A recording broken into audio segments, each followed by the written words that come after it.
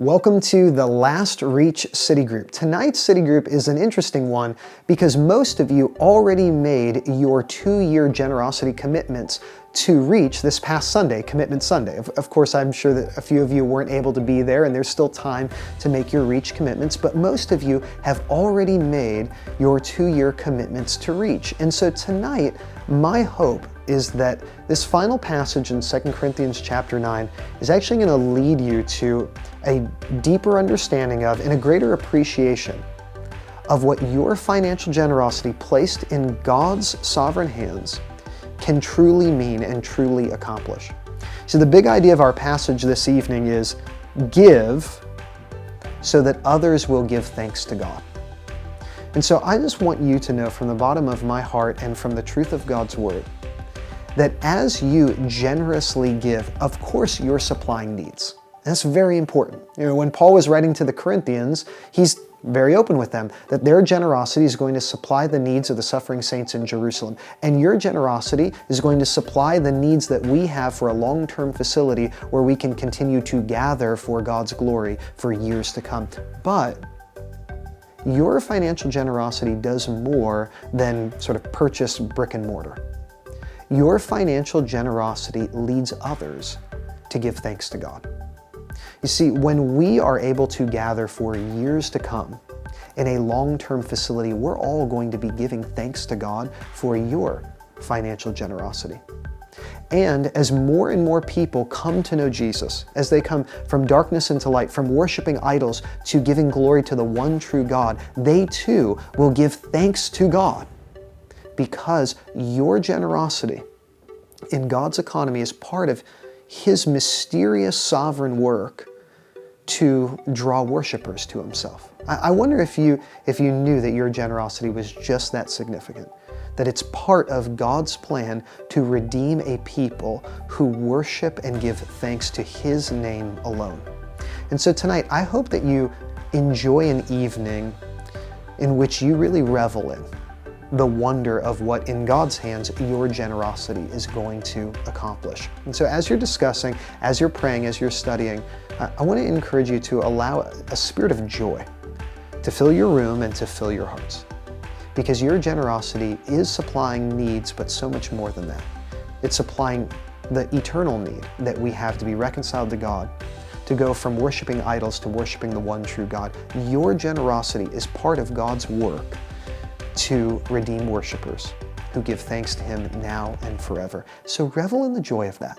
Revel in the power of God and in His sovereign grace, and have a wonderful time studying, praying, and discussing this evening. I hope you have a wonderful night. So generosity is something I learned and I practiced fairly early on in my walk with God. And I didn't practice generosity because a good preacher sermon or out of guilt, but I did it because God really showed Himself to me as a good father who is both willing and able to provide for me in all the ways that I need. And I was born in Romania.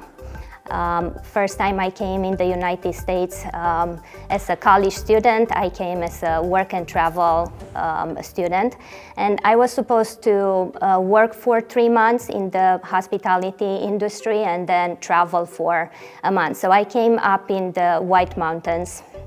And at that time I was recently saved and recently baptized. So coming to the United States, you probably know that working in the hospitality business, weekends are the busiest times. And I was supposed to work Sundays and I just couldn't imagine going a summer without attending church. So I dared ask the employer to give me the Sundays off so I can go to church.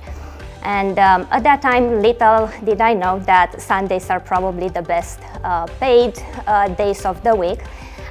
However, I decided to continue going and attending that small church in the White Mountains in New Hampshire. And God really blessed that decision of serving Him and attending church on Sundays. It was exactly through those Sundays at that small church how God providing in ways that really blew my mind for my future. It was at a Sunday church picnic where I met the head of a state agency, and he literally recruited me and offered me an engineering job at church on a Sunday. And it turned out later on that that position led to a fully paid PhD program. So if it wasn't for the decision of giving God my Sundays, I would have missed probably the biggest opportunities of my life. And I'm sharing this story because that's when I learned that God doesn't need my money. I could have easily justified that working on a Sunday I would have more money to give to the church, but it was then when I learned that God truly wants my devotion and He wants my heart. He doesn't need my money. He owns it all and He gives it to whom He sees fit.